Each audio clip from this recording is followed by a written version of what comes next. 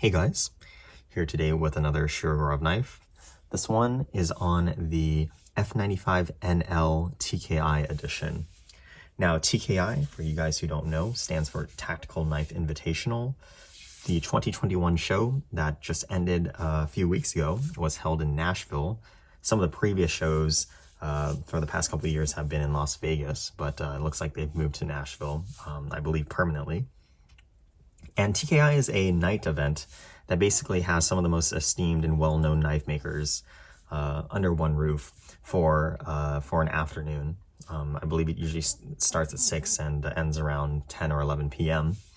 And they bring basically their best stuff, their A game, really nice custom folders available for auction. And they'll also usually bring some pieces for lottery as well. And everyone who attends, it's a pretty small pool of people, around 250 people, are basically automatically entered into the lotteries as well.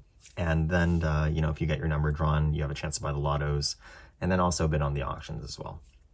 Now, this specific knife right here is not a custom by Sergei Shirogorov. However, this is a limited run of knives. I believe there are 30 made. And it's basically kind of a special show knife where you basically had to be attending the show in order to purchase it. For all intents and purposes, however, besides the materials and this bead right here, which I'll talk about in a bit, the design of the knife is pretty much exactly the same as what you find on the production new style F95R NLs. And so this review will kind of serve to highlight some of the interesting parts about this show specific knife, but also serve as a general review for anybody who's also interested in the new style of F95R NLs. So let's go ahead and take a look at the specs of the knife. There really isn't too much to cover since I know everybody knows what an F95 is if you're watching my channel. As you can see, it's pretty much the same size as any other F95 knife. But for this specific knife, since it does have some very interesting materials here, bronze carbon fiber and this bronze backspacer, let's go ahead and take a look at the weight. Unfortunately, I do kind of want to keep the bead on here for the sake of the review, so I will weigh the knife with the bead. And it looks like we're looking at around 4.94 ounces. So, considering the fact that this has a bronze backspacer and this bronze bead attached, of course, you can expect it to have a significant amount of weight to it, but honestly, I don't think it's anything too outrageous. Although, when you're starting getting around 5 ounces, that's starting to look towards kind of 111 weight territory when it comes to the overall grand scheme of Shirogorov knives. So that is something to kind of pay attention to, but some people do really like that weight. Now, taking a look at the blade here, there's a lot of changes that happened with the new style of F95s, or kind of that 95 millimeter blade length. We see a similar blade in the F3NS, which is kind of the first production knife with this new style blade. But as you can see here, compared to the older F95, you have a much more sloping, gradually sloping belly here, which I think it looks really nice. It makes the blade look a little bit more aggressive. You can also see on top here that a swedge has been added that looks incredibly nice. And this feature is borrowed directly off of the F7s here. You can see my F7 here has a similar swedge right here that's larger, but you can definitely see the inspiration with these new style F95 type blades. Right here, you can see that we still have the extract cut that the F95 is famous for having. And you can see right here that the jimping is pretty much the exact same as well here. Now, there's some there's some funkiness going on with how the swedge cuts into the jimping and the extract cut. It isn't very noticeable, but it is something that I found very interesting. But I'm a really big fan of this extract cut. It really brings me back to my, early days of collecting Shirogorov knives, and having this configuration was top of the line. So it's kind of nice to see that be brought back or continued with these new style of F95 blades. This specific knife is an M390, like all of the other production F95R NLs with the new style of milling and blade shape. So in that regards, this specific knife, the TKI knife, is nothing too different in that regard. Moving on to the handle here, you can see we have the larger pivot screw. That is not unique to this knife. That is something that all the new style production NLs have. But going on here, we can see that we have this gorgeous weave carbon fiber with bronze dust impregnated into the epoxy here. And this really kind of ties together the whole theme of bronze.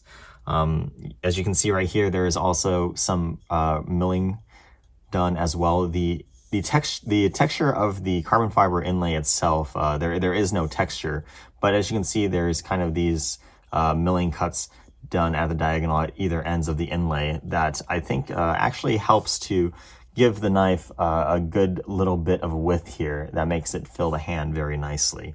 I know that other iterations, older generations of the F95 NL pretty much had flat inlays that were just a little bit proud, but these go a step further, and this raised portion is higher than what you saw on the old generation of NLs. If you were to cut this completely flat, that's what the old ones look like. But as you can see here, there's another raised portion here that, even though the handles are two-dimensional, it kind of gives some three-dimensional width to the overall knife, which is noticeable in the hands. Now, as you can see right here, if we take a look closely, these kind of milling cuts on the top and the bottom here are something that we had seen on some of the custom divisions in the very past, and now we're starting to see it in the production lineup as well. Really nice contrast here with the chaotic tumbled satin finish here on the handles on the mid portion. I think this finish, again, I've said this many times, is a very nice option for EDC use, since it kind of gives you that flash of a satin, that kind of aesthetics, but you know, it hides wear very well. If the knife happens to get scratched on the handle, it's much less noticeable with that tumbled satin finish.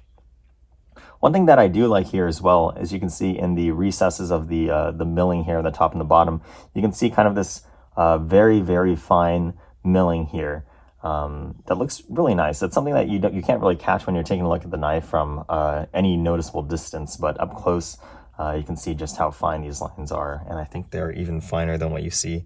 Yeah, they're much finer than what you see on what you know, the Shirogoro people and collectors call silk milling. So really nice milling done here on the top and the bottom. Taking a look at the Lockside, you can see that inlay of bronze dust carbon fiber continues as well, and we also have you know, the satin flats and these recesses with the milling here as well. Taking a look at the new clip, you can see that the clip is now blind screwed, another feature that has been carried down from the custom divisions. It looks like production knives are moving towards this trend of having blind screwed clips here. And just like the recesses on the handle at the top and the bottom, you can see the clip here also has this really nice wave milling that kind of continues that trend. Also, if you take a look here on the lock bar cutout, you can see that really fine milling as well. Really nice attention to detail there. Now, one other thing to talk about here, which I should have talked about early on the back area first, you can see that the logo has moved so that on the F95s, since they're titanium, the logo had tended to be kind of in this area here around the pivot. With this larger pivot screw and inlay, I think the reason that it's not there is pretty much obvious, since there really isn't much room to fit it there. So it's kind of moved towards the back area of the knife, which if you watch my videos on the Neon and some other knives as well, I really like this area for logo placement, and I'm really glad that Seria has moved the logo here on this knife instead of, you know, laser engraving it on the blade. It keeps the blade nice and sterile looking.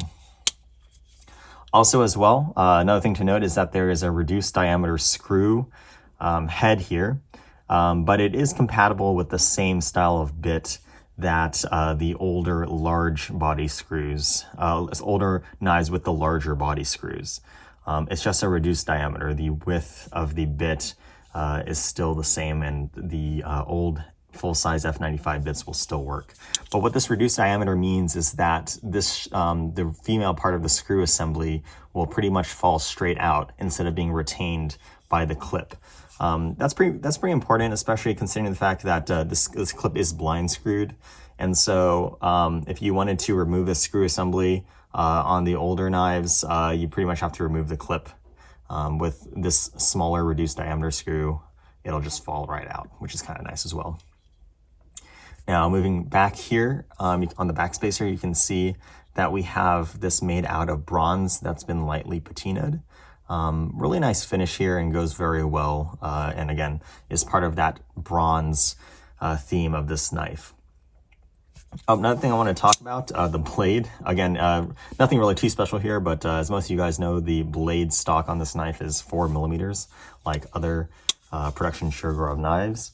And lastly here, let's talk about this bead. Now this bead here, as you can see, says Tactical Knife Invitational, Nashville 2021, which is the name of the show, the date, and the location of the show.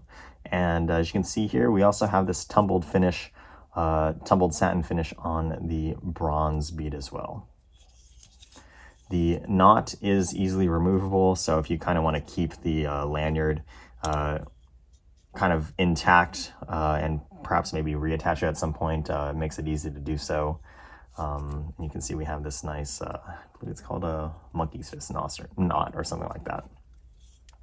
But overall, that's pretty much it for this knife right here and some of the new features for the F95 NL. Again, a lot of really cool features from the custom division knife that we're starting to see in the production here, from the blade shape to the blind screwed clip, the, this chaotic satin finish, and, just this gorgeous milling right here on the recessed areas of the knife as well. So again, I'm really excited to see where production will go alongside with custom vision as well. Everything keeps evolving, and it's really only good for us consumers. The prices on the knives have pretty much stayed consistent.